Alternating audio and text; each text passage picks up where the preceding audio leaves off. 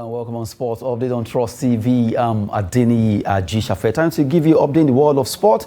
As we start with basketball, well, we saw what the Tigress did just a few days ago. For the Fala, they were able to win the Afrobasket back-to-back, booking it 4-peat over there in Kigali at the BK Arena, where they won that encounter against Senegal 84-74. They won all their games without losing anyone.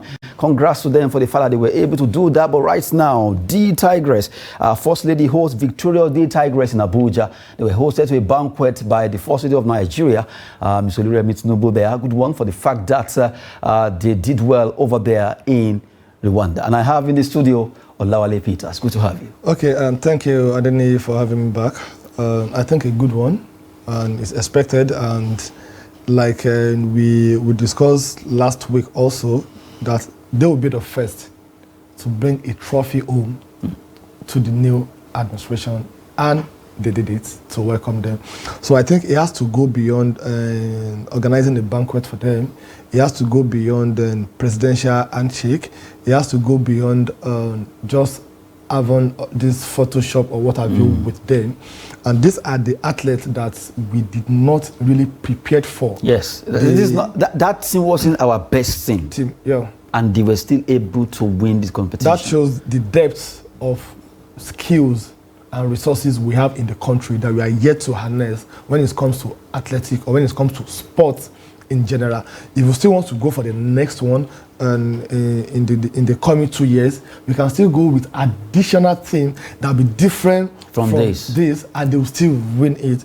So what are we doing to make sure that we get them prepared?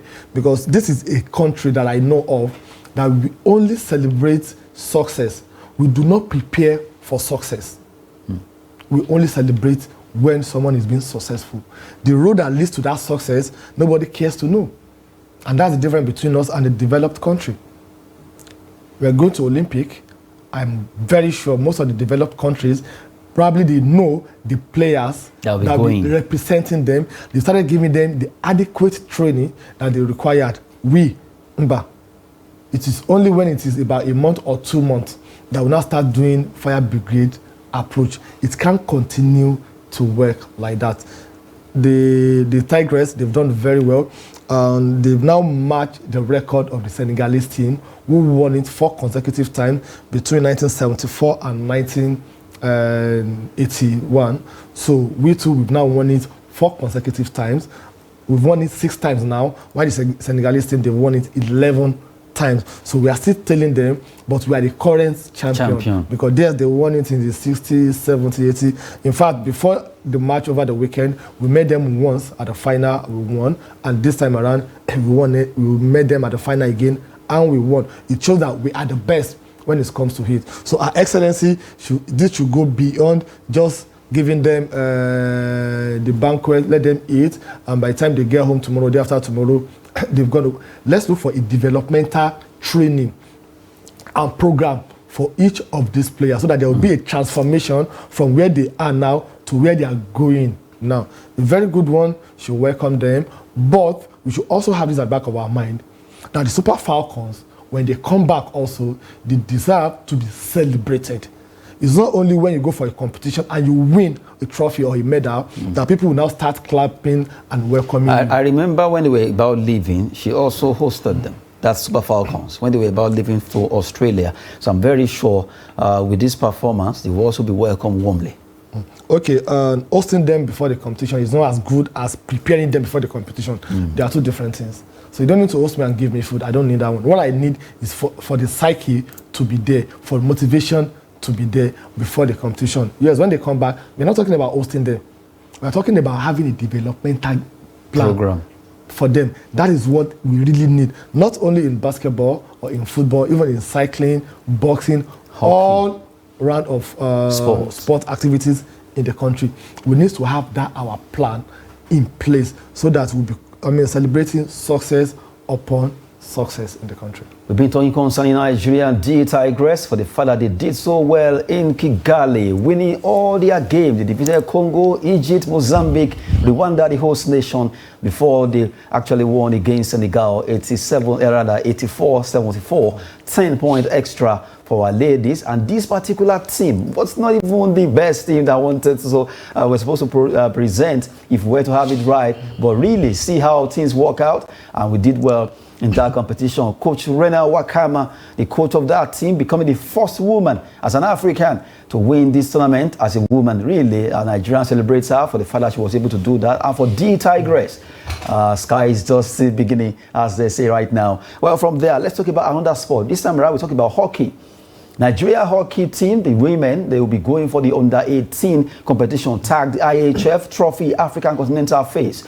It's coming up in Côte d'Ivoire this month, and they will be going right now. Their coach Agbola Shitu, has actually named final team list there. Let's look at the team list of those players that have been given the opportunity to play for Nigeria. Esther Matthew from Seaside Babes, Taiwo Babatunde, Kehinde Babatunde, also from Seaside Babes. Those are twin sisters. Rahima Bello from Rima Queens, Prudence Samuel, Precious Samuel, also sisters. Amina Mohammed, Munira Kasimo. You have Lucy Onyekwere and Chidera Ogunsimba from Rima Queens of Sokoto there. Damilola Kilade from Delta Force. Joan Okolo, Delta Force. Vera John from Bayosa Queens. And you have Amarachi Oparago from Imo Grasshopper. 14 players for the national under-17 hockey women team that will be going to Côte d'Ivoire to represent Nigeria in that competition. Okay, I think in our sport discussion should rally around women this time around. It seems, seriously, if you check it, it's like almost every sport you think of in Nigeria now or worldwide, Nigerian women are really doing so well. Yeah, they are doing so well, and we should continue to encourage them, because that's one thing that the government lacks in doing. And the way there's a demarcation between the compensation, reward, and recognition that they give to the men, and when it comes to the women, it's kind of the gap is very wide. The gap is very wide, so we need to look into it. And as far as they are concerned, they are still very young, athletic, energetic also, and they want to make a name for themselves also. Hockey is not a game that Nigeria we are known for. With, yes. We are not known for it, but we can start from somewhere, and this is where we can start from. Catch them young. Look at these girls. If you look at them, look at their faces, you know that if they are actually within that age bracket, so that means they have a future ahead of them. And that was what I said earlier on. We need to have a developmental program for all these our athletes and what have you. We need to have this on ground. After this competition, irrespective of what happened, where are they transforming to? Where are they sending them to training? How many of them are in schools? How can they combine the schools and this sport together? These are the things that we need. We need academies in this country, sport academies in this geopolitical zone, that once you gain admission in there, if you want to go for cycling, any sport, swimming, you combine it together with your school. So if you are looking for under 17, under 18 or whatever, those academies are the first point of contact that we go to, bring them all together, and we have it. It's very simple to implement. If the government doesn't have the money to do it, we've been saying and will continue saying it, allow private investors, private individual that like sport, that want to take sport as business, to invest and put in their money in it. But why people are running away from it is the government, the state government especially, in some of these sporting activities, they still have a controlling share of it. Now let's take, for example, now I want to take over Kano Pillars. And the Kano state government said, I can't say more than 70% to you, and they have 30%. And when it's come to taking a decision, can I look into a governor's eyes and say, Oga, I'm not taking that from you? Because we still have that status of being a governor. So they should just remove their hands. Let it just be private. Let it just be private, and see how we're going to transform sport in this country. See how employment opportunity we're going to bring into this country. See how we're going to boost the economy of this country. Look at Morocco. Look at what they are doing. Let me say North Africa, what they are doing. This is what most of them they are really doing. So we need to really sit down, look at how to make this happen, so that all these girls you are seeing here, there will be a future for them. Not after this competition in Cote d'Ivoire, we forget about them, we don't even know anything about them. The next thing we'll do is we're going to look for another person to replace them. We don't have that time to be replacing people left, right, and center. They should be transforming from under 17, 18 to 20, 21. 25, 22. So that's why you can have them to play for a very long time. They learn from the experience, they get the exposure, they have the teamwork, they get us what we need. Well, from the way it is right now, talking about Nigerian sport, women are really leading the pack for the fact that they've been dominating almost every sector of sport in Nigeria, bringing us so much smile and happiness for the fact that they've conquered so many competitions they've attended. Congrats to our women and kudos to them for what they are doing, not relenting at all for the fact that they are being treated less when it comes to sports remuneration in Nigeria. We need to look at the gap between the men and the women, and also a lot of activities that the women have been giving us when it comes to making us happy. Really, they've done well right now. And also looking at academies that will involve different sports, not just football academy. We have so many football academy in Nigeria, but we need those that will be like a multi-dimensional academies where different sport facilities will be available, though that will be out of a private job anyway. And now quickly, let's move away from that particular story that has to do with hockey and basketball. I should talk about a big fight that will be coming between the two billionaires. They call it Battle of Billionaires. As it is right now, Elon Musk will be facing Mark Zuckerberg, and that fight will be streamed live on X. X used to be Twitter, but now it's X. But right now, according to news reaching us, that the two billionaires, well, Zuckerberg is in charge of Meta, Thread, and all that. The battle is really on, and Thread is like a threat, so X. And now Elon Musk and Zuckerberg will be fighting. Someone say, do you think the way I look at the two of them, Musk will look more like somebody that would defeat Zuckerberg? But someone said, no, don't underrate Zuckerberg. He's already training. He's training under Nigeria and Israel at this one. Yeah. Okay, where two elephants fight. The grass actually suffer. They'll be the one to suffer. So who are the grass this time around? Probably me and you. The customers. So what do I mean by that? And I don't take it serious. Although they said whatever they raise from this will be given back to charity. That's what they said, right? Okay, and as far as I'm concerned, I'm not even paying any importance or attention to the fight. The first thing I think they are doing is they are promoting their brand. Of course. They are giving their brand awareness. They are letting people know it's a means of advertisement that they are doing. They are businessmen. They know what they are doing. Not that you just give the money to charity. They'll get something in return. That's number one. Then number two, for me to take them serious, they have to do 2 or 3 things. The first they need to do is they need to put it on ground that, okay, the winner will take the loser's application. That if I win it, I'll take over Thread, or you take over X. X. So they should put that for us to know that. I'll take over Tesla. They know that they are serious. That's number one. Then number two, you should let us know that streaming it live will be free. Nobody will pay. Nobody will pay for it. That it should be free. Then the third one is for them to let us know that the app will not be down or will not crash few days to the event, so that the gimmicks of building the momentum, everything will go up. If they can come out and tell us this will be done, then probably we'll take them serious. I'm sure they won't want to stream it live. I mean free. So they can at least that's where they will raise more money. That's why they raise more money. So that is what I'm telling you, that is where two elephants fight. Is the grass that will do what? That will suffer. So if they really want to fight, they should not stream it. Just stream it. Let them go there and fight. Let's see. Let them go to the arena box. Let them put on their glove and let them fight themselves. And they said they want to fight. What fight do they want to fight? It's a cage fight. It's a cage fight. It could be kickboxing, karate, everything. With all the money they have, they want to have brain damage so that they won't know where the money is. So they're just doing brand awareness and promoting their.